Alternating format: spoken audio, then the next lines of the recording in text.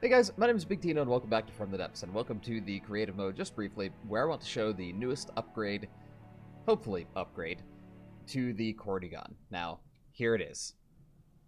As you can see, I have replaced the laser with other weapons. Yes, I know, I can hear it already. Big Tino, you're using advanced cannons again. You said you weren't going to do that. Well, but these are different. So, what I've done is I've set up a main turret here. This is a heat railgun. So it's a 250 millimeter heat railgun that fires at about 1700 meters per second. Fires every, I want to say, 9 seconds or so. Very, very powerful, very good at tracking very fast targets.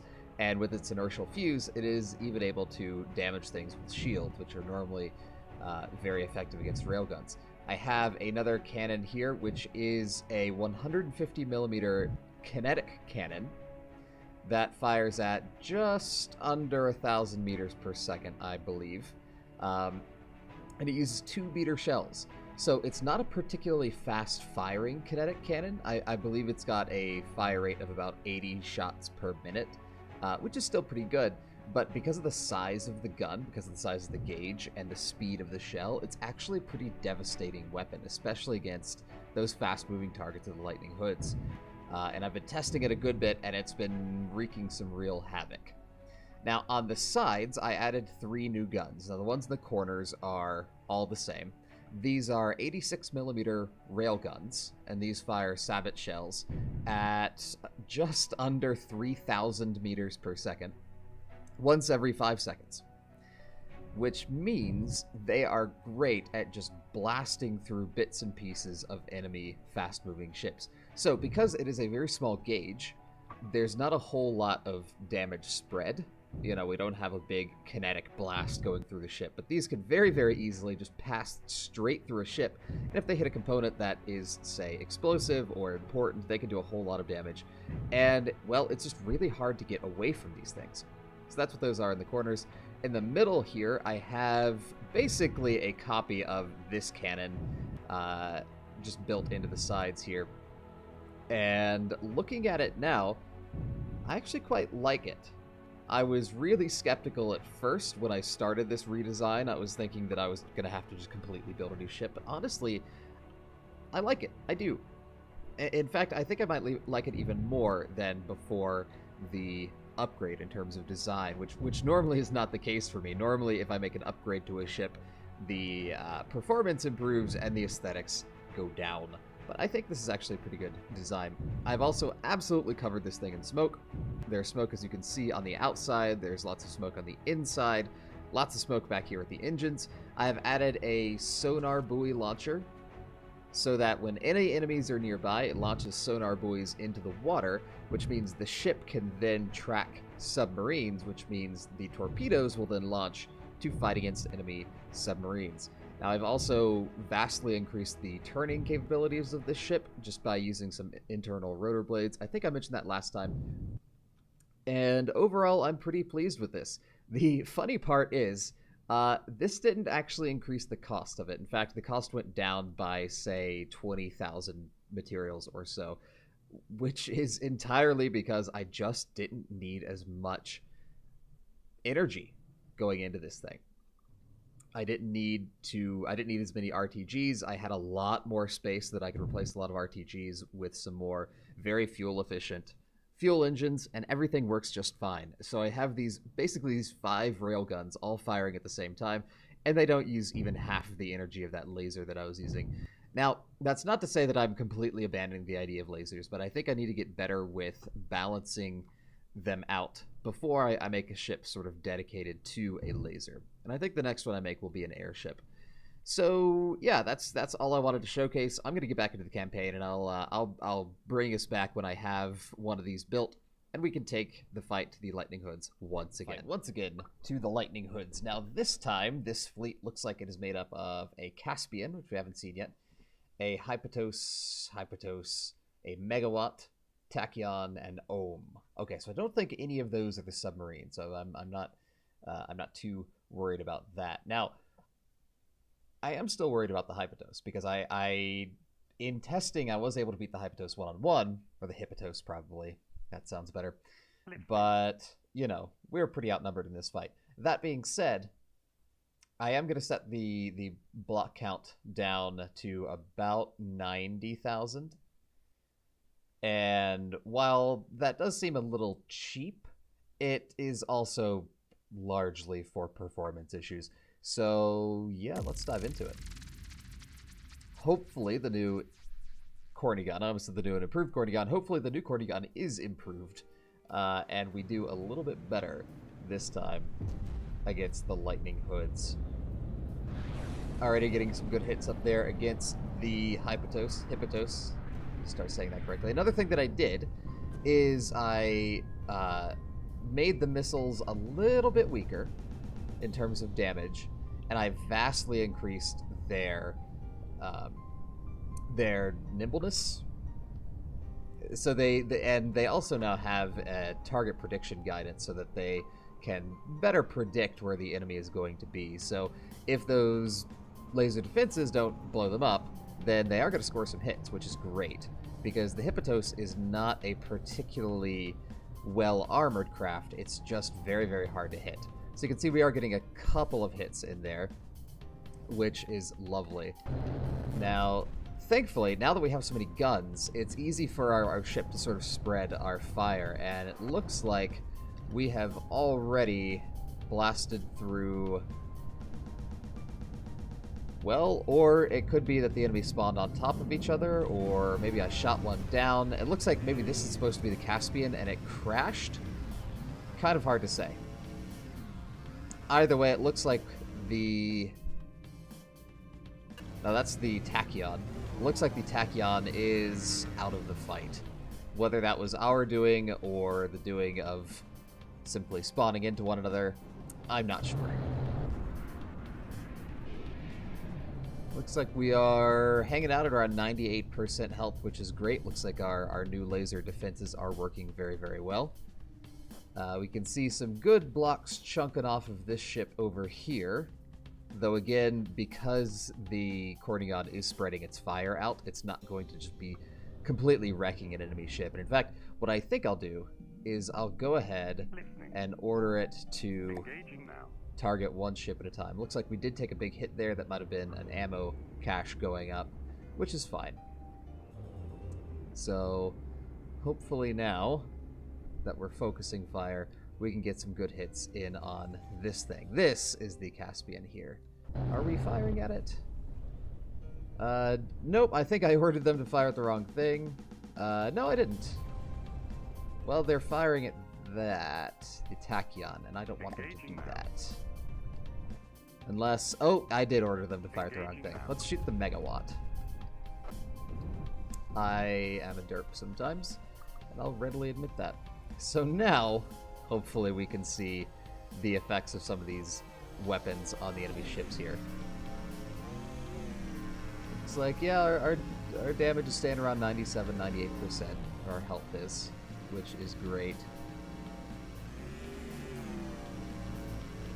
More of these Marvin the Martian lasers coming at us from the Lightning Hood ships. And, alright, there are a couple of hits there.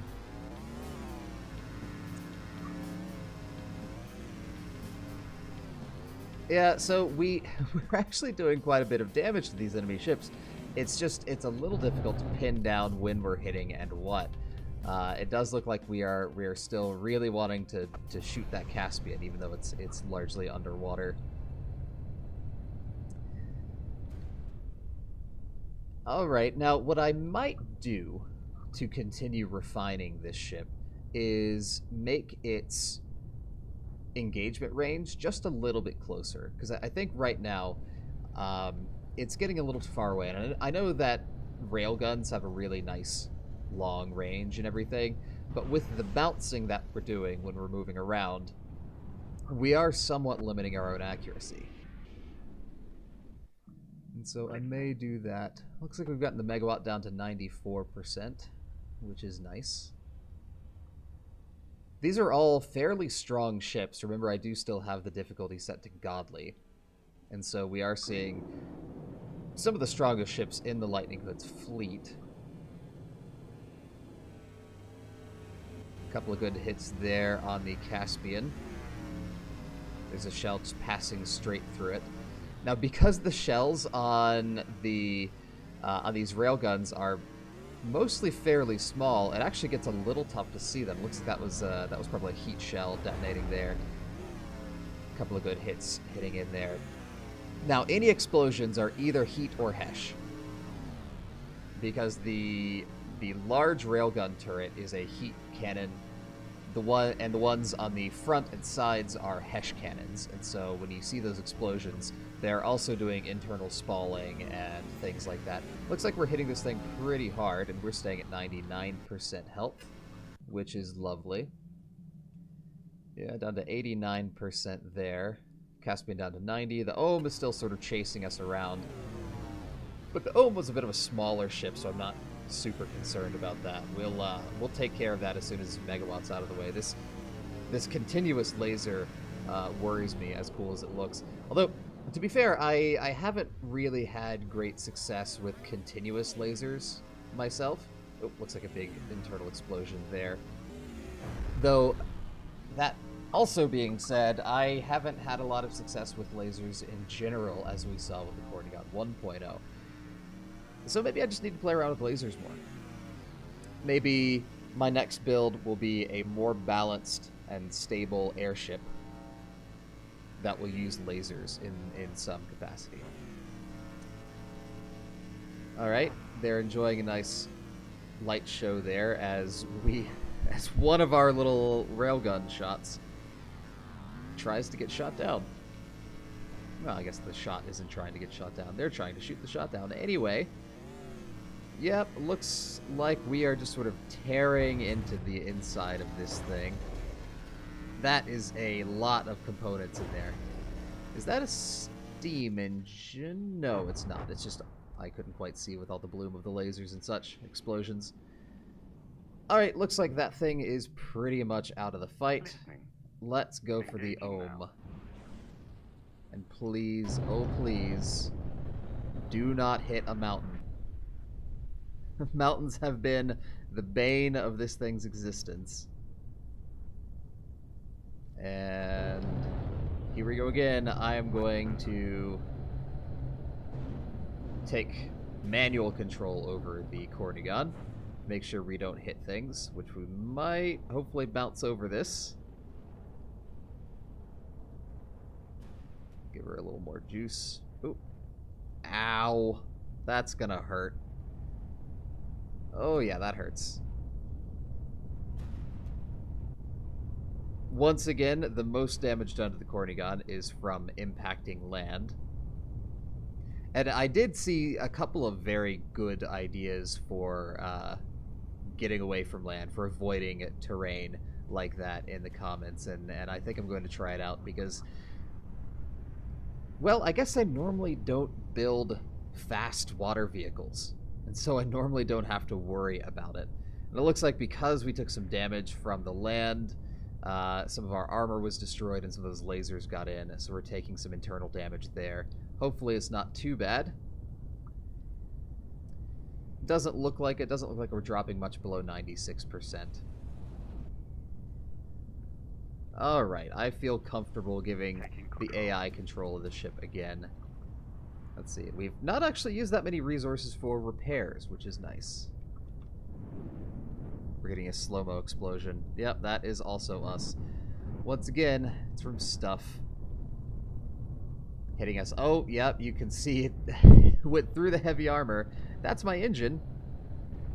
That's not great. Hopefully that armor can get repaired soon. Let's go over here and see what we're doing to the Ohm. In fact, let's take a bit of an inventory here. There's the Megawatt. It's pretty much gone. The Ohm, our weapons are just now turning to fire on it. So let's see how we do. Couple of misses there. The HESH cannons are the only ones that have fairly slow muzzle velocities.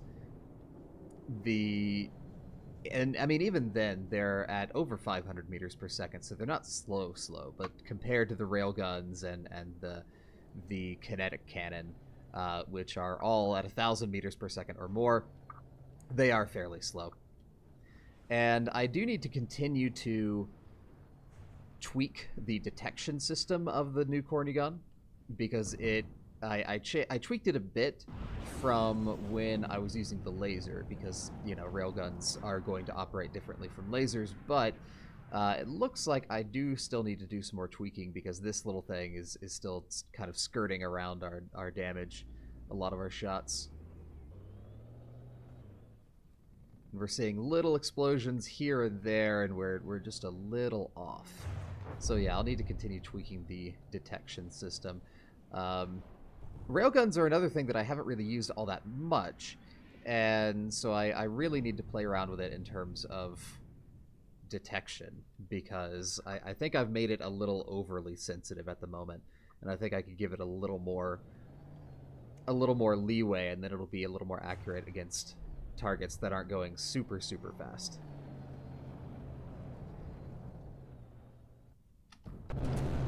Alright, let's see. Yep, we're still firing at the Ohm.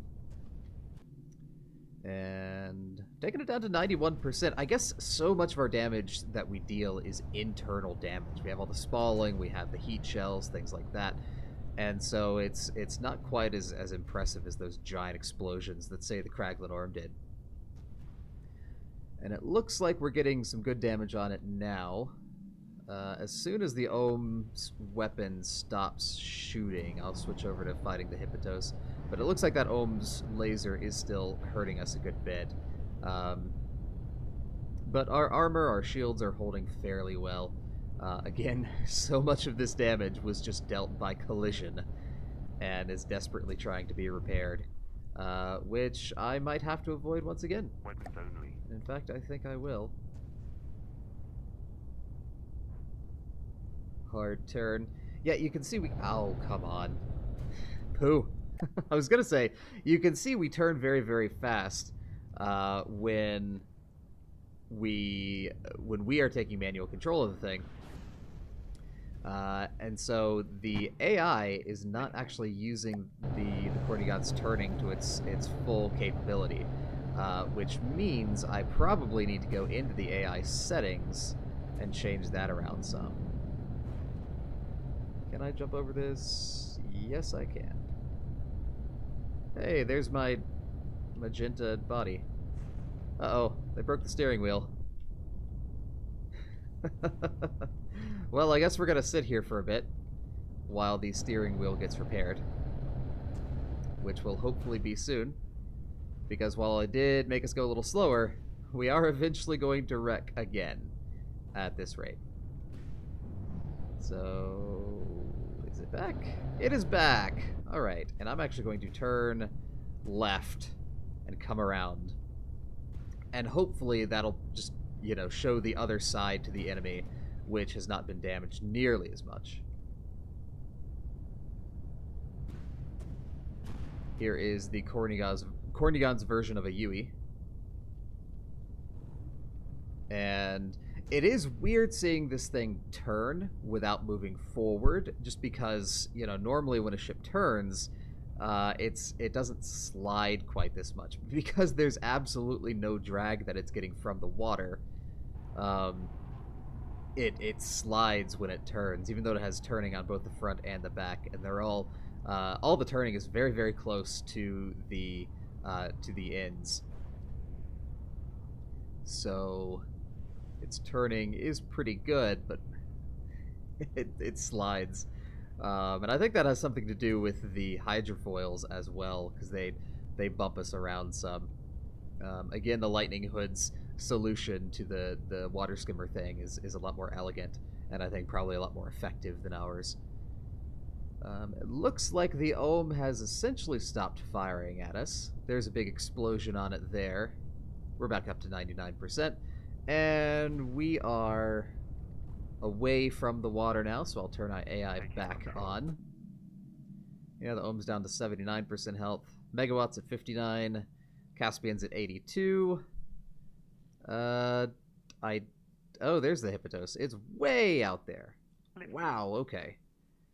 Let's have it target the Hippotos, so that the AI will direct us to go back towards the distant enemy. over there. That is a long, long way away for us to be fighting from. Hey, we can actually see it now. And as soon as we get a bit closer, I'll zoom the camera over to the Hippotos so that we can actually see, you know, if we're doing any damage to it. I will say, this is going much better than the last time we fought this fleet. And I think that's from a combination of our weapons are not getting shut down from us taking damage, and that I have added smoke. I didn't really, you know, improve the shields at all. There aren't any extra shields, except the two guns here do have their own shielding. But just adding the smoke makes such a huge difference when fighting things with lasers, which makes sense. I have no idea if we're going to be hitting at that range, because that is such a long range. It looks like the answer to that is no. A very hard no. You can see the railgun shots when they go off, the very fast ones, and they're getting closer. But again, I need to play around with detection, with leading the target, because when we're fighting at such long distances against such fast targets, that makes a big difference. Now, thankfully, we are coming around. They're coming closer to us. And hopefully, as they do, as we draw closer to each other, we'll get some more hits in. And that was very close. All right, I'll go back into this screen. I know the DEF CON screen there is not the most exciting thing in the world to watch, but it's not really damaging us anymore. So, all right, let's skip on over to the Hippotos here. Let's see how we're doing. Looks like we did get a little hit on it. Now, what I found in testing against the Hippotos, yeah, the railguns are getting closer, is that it was really my missiles that did the job, which was weird because the Hippotos does have very good anti-missile systems, but with these missiles now being so much quicker, so much more nimble, they are much better just getting in and getting a few hits. And as soon as they get a few hits, slow the thing down, then the rest of the weapons can pick the thing up. I am still just absolutely fascinated by how quickly this thing moves. I would love to, at some point, probably after I beat the Lightning Hoods, just sit down and kind of dissect how they've done this, because it doesn't look like there's an enormous amount of thrust. It might just be that they have no drag, and so they just sort of zip through the air. But I just love this ship. This is easily my favorite ship for the Lightning Hoods, which, again, I think says something about how much I love XCOM and things like that, and just that alien style. It is very much a UFO. Okay, now at this range, we should be getting a few hits. Yeah, there we go. There's a couple getting through. I'd love to see a much bigger explosion. Our missiles struggling to keep up, but not quite. With the target prediction guidance, hopefully we can get a few little hits in there. Almost. Not quite. We definitely have to catch it on the turn. Although when it's moving directly away from us or directly towards us, that makes it a lot easier for our guns to hit.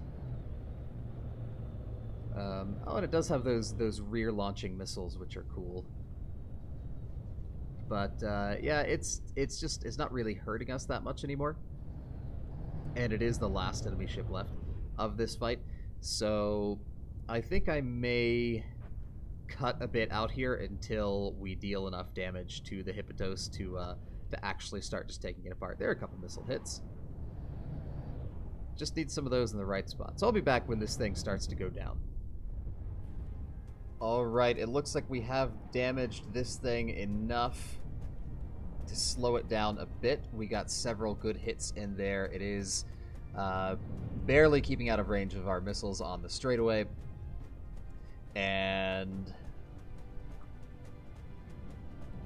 well, we might be able to bring it down now. I believe I've gotten it down to about, yeah, we're at 89% here. Here I was thinking that we were going to finish this thing off, but it looks like even after, because there's a big internal explosion inside here. Ooh, there's a lot of stuff there. But it doesn't look like we've actually been able to stop it quite yet. And this is maybe 2 or 3 minutes after I last checked in. So, oh hey, we can see the shattered shells of the other ships over there.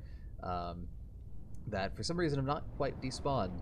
So unless some of these missiles get some good damage on them, I'll go ahead and fast forward a bit more until we can bring this thing down. I really need a fast flyer that is a dedicated hunter of these things. I think maybe that's what I'll build next, because I think a fast flyer that can hunt these enemy flyers would be a great investment. All right, yeah, I'll be back. Seconds after I said that, we got several amazing hits on the side here. Lots of internal damage, and now pretty much all of our missiles are hitting, which I do believe means that this thing is not long for the world.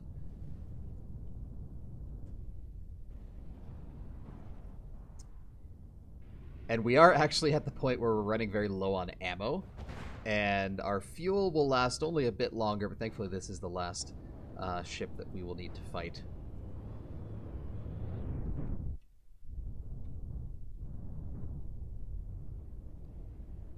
But I have to admit that the Hippotos here is... Oh, we just took out one of its turrets there very abruptly. I am so incredibly impressed at the performance of this thing. Like, it's able to continue flying and dishing out damage even after taking quite a lot of damage.